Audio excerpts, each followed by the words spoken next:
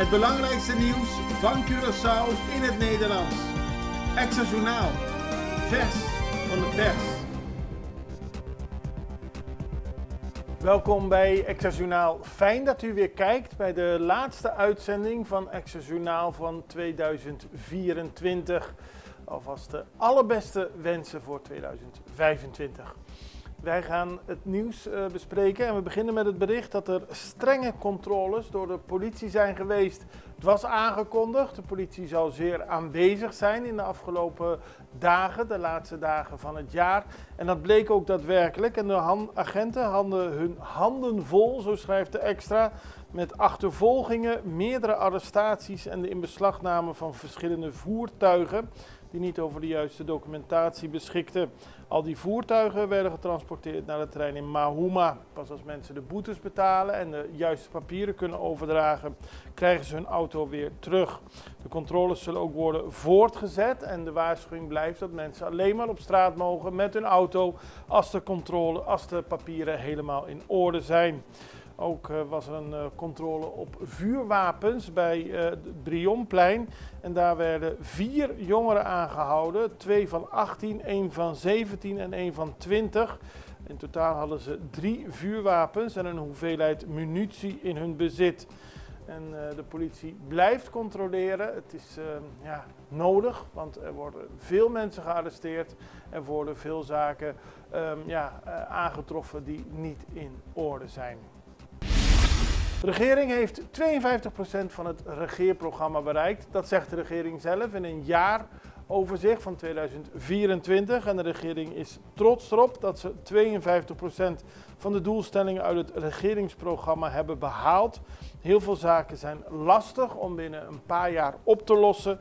En we begrijpen dat het tijd kost om problemen die jarenlang onvoldoende aandacht hebben gekregen direct op te lossen. Maar volgens de regering wordt er zeker hard gewerkt.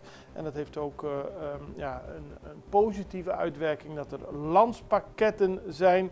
En de regering zegt dat ze zullen blijven werken aan de verbeteringen van het land. En we kunnen natuurlijk niet omheen dat er op 21 maart verkiezingen zijn. De regering kijkt in ieder geval terug dat op de afgelopen 3 jaar en 7 maanden waarin veel is gerealiseerd en voordelen zijn behaald voor de bevolking. Op dit moment, en dat zie je heel mooi in de plaatjes van het jaaroverzicht van de regering, worden we al sinds augustus geregeerd door 5 ministers, allemaal van de MFK. Er zijn nog steeds geen nieuwe ministers. Eentje zou moeten komen namens onafhankelijk statenlid Sita Jezus Lihitu en een andere via de KEM. Maar sinds augustus wordt Curaçao geleid door 5 MFK-ministers. Hato zegt het project Kitatoer is niet tijdelijk. Het project waarin streng wordt gecontroleerd of mensen hun juiste papieren hebben van de auto. En als dat niet het geval is, dat de auto's dan naar Mahuma worden gebracht. En dat per elke dag dat die auto daar staat er geld moet worden betaald. Ook de sleepkosten moeten worden betaald. En natuurlijk moeten mensen zorgen dat ze de juiste papieren hebben. Dat project is niet kortstondig. Dat is niet in verband met de verkiezingen ingesteld. Dat is voor een lange duur. Dat heeft de minister van Justitie, Shalton Hato, aangegeven. Hij legde uit dat al vanaf april dit jaar de bedoeling was dat Kitatoer zou beginnen. Nou, dat kon wegens allemaal omstandigheden niet. Nu het eenmaal is opgestart, zal het lange tijd van kracht blijven. Pisas meldt een akkoord voor de gepensioneerden van de ISLA. Nou, dat was een punt waarbij minister-president Gilmar Pik Pisas al eerder had aangegeven dat hij voor het eind van het jaar een oplossing wilde brengen voor de achterstallige betalingen voor de gepensioneerden van de ISLA. Die wachten daar al lang op en afgelopen zondag heeft hij gesproken met bijna alle gepensioneerden van de ISLA. In verschillende sessies heeft hij uitgelegd dat het geld in de komende dagen zal worden overgemaakt. De minister-president zei dat hij ondanks alle tegenslagen niets onbeproefd heeft gelaten om tot een praktische oplossing te komen. En de gepensioneerden waren daar blij mee. Het is het eind van het jaar, het is nog niet het eind van het jaar, dus vlak daarvoor heeft hij zich aan zijn belofte kunnen houden. Dan vader mishandelt ex van dochter. De politie kreeg dit weekend een oproep voor een situatie bij de Wageningenstraat in Steenrijk. Daar aangekomen troffen ze een man in een auto aan met een hoofdwond. Na wat onderzoek bleek dat die man eerder in een huis in de Wageningenstraat was binnengelopen, daar zijn ex had mishandeld. De stiefvader van dat meisje zag het gebeuren en sloeg erop met een machette in het gezicht van de man die zijn stiefdochter mishandelde. Die rende weg en probeerde weg te komen, maar vanwege de hoofdwond kon hij niet ver komen en reed met zijn auto in de greppel. De man heeft medische behandeling gekregen. De extra weet nog niet te melden wie er van de twee, en misschien wel allebei, zijn aangehouden door de politie. 16-jarige krijgt ongeluk met auto. Een van de vele voorbeelden wat er allemaal de afgelopen dagen heeft plaatsgevonden op Curaçao.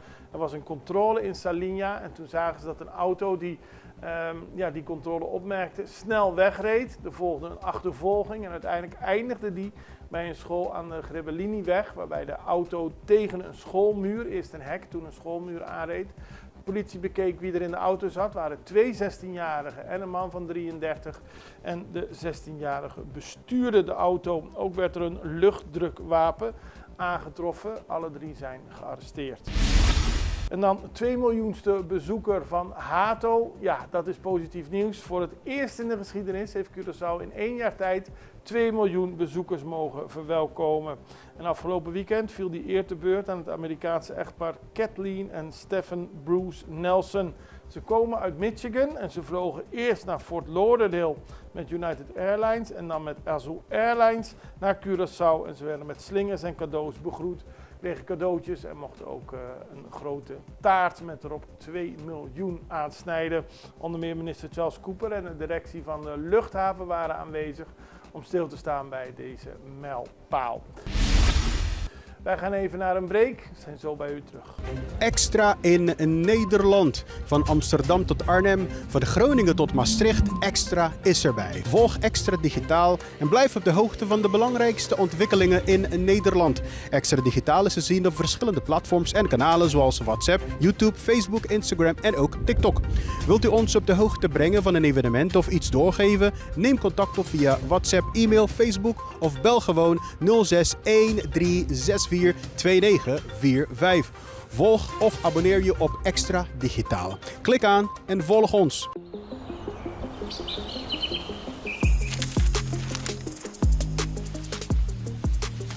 Welkom op Curaçao, een van de mooiste eilanden in de Caribiën. Een ware parel. En het is een eiland waar je van heel veel zaken kunt genieten. Van de natuur, van de zee, van het eten, van de mensen en zoveel meer. Curaçao is een eiland waar heel veel gebeurt op het gebied van politiek, cultuur, sport en zoveel meer. En Extra Journaal brengt het belangrijkste nieuws van Curaçao. Maar we hebben ook aandacht voor al het nieuws op Bonaire en Aruba en op de bovenwinden, Saba, Sint Maarten en Sint Eustatius. En we belichten al het nieuws van alle kanten. Het nieuws is duidelijk, actueel en vers van de pers. Extra Journaal, elke werkdag op Salto. Op Curaçao zijn we de hele dag bezig met het maken van Extra Journaal. Volg ons op je favoriete Amsterdamse zender, Tauro.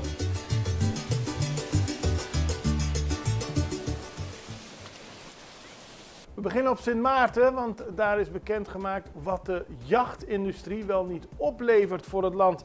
En dat zijn astronomische bedragen, zou ik wel mogen zeggen. Volgens een onderzoek blijkt de jachtsector voor Sint Maarten meer dan 165 miljoen dollar te genereren voor het eiland. En dat is meer dan 11% van het bruto binnenlands product.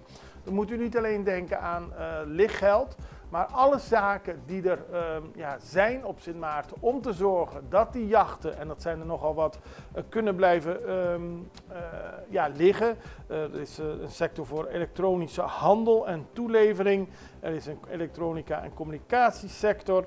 Er zijn essentiële systemen zoals watermakers, koeling en airconditioning, bloeiende bedrijven voor zeilen, canvas en stoffering, scheepsbouw, maritieme werken. Je kunt het zo gek niet bedenken, maar er is een hele sector die garen spint bij het feit dat er zoveel superjachten, gewone jachten, regatta's en dergelijke bij Sint Maarten blijven. Dat is natuurlijk een van de redenen dat minister Cooper al eerder het plan heeft gekozen om op Curaçao ook een jachthaven in te stellen. Want niet alleen is het voor de bezoekers uiterst prettig om een mooi, goed voorziene jachthaven te hebben, het levert ook gewoon heel veel geld op. Terug naar Curaçao. Er zijn zorgen bij bewoners op de Caracasbaai en die hebben de Extra benaderd. Bij het punt van de Caracasbaai, het gebied van de Caracasbaai, tegenover restaurant Larry's, zijn er nogal wat palmbomen met hele droge bladeren en dat kan gevaar opleveren voor het vuurwerk. Ze hopen eigenlijk dat voor het vuurwerk echt losbarst er iets aan gedaan wordt en daarom hebben ze contact opgenomen met de Extra. Want we hebben in het verleden eerder gezien dat als de Extra ergens melding van maakt, de overheid vaak snel reageert. Dan gepaste eer bij begrafenis van oud-premier Don Martina. Don Martina is niet afgelopen weekend, maar het weekend daarvoor overleden op 89-jarige leeftijd. Hij wordt vandaag 30 december begraven en de regering heeft besloten een nationaal gebaar van rouw en respect te tonen. En dat betekent dat op zondag en op maandag van zonsopgang tot 6 uur 's middags alle vlaggen bij overheidsgebouwen en instellingen half stok hangen. Zoals bekend wordt hij op 30 december begraven. Hij wordt vanuit El Tributo onder meer langs het huis van de familie Martina in Julianadorp, landhuis Morgenster, dat is de oude steden van de Mar en Forti gebracht. En daarna is het tussen 1 en 3 uur 's middags bij Missa Santa Familia en Otrobanda gelegenheid om te condoleren, de familie te condoleren. En dan rest ons nog internationaal nieuws. We gaan naar Ecuador en Peru, want er is een dode geval in Ecuador en havens zijn gesloten in Peru vanwege enorme golven. Die vonden afgelopen weekend plaats, golven tot wel 4 meter hoog. Langs grote delen van de centrale en noordelijke kust van Peru werden stranden gesloten om risico's voor mensenlevens te voorkomen. Maar op beelden is te zien dat er enorme ravages aangericht door de hoge golven. Aanlegsteigers, openbare pleinen stonden onder water, huizen stonden onder water. En het heeft allemaal te maken met omstandigheden die duizenden kilometers ver van Peru werden gegenereerd voor de kust van de Verenigde Staten. Die golven die daar ontstonden, die hebben er uiteindelijk toe geleid vanwege aanhoudende wind op het oceaanoppervlak, dat die golven zo hoog bij Peru en Ecuador kwamen. Tientallen kleine vissersboten en bedrijven in de buurt van de zee werden getroffen. En er zijn heel veel beelden gemaakt op sociale media en er was controle van de autoriteiten op de gevolgen van deze hoge golven. En daarmee zijn we aan het einde gekomen van deze aflevering van Extra-Journaal. Zoals gezegd, de laatste Extra-Journaal van 2024. Ik hoop u in goede gezondheid weer te zien in 2025. Allerbeste, tot ziens. Dag.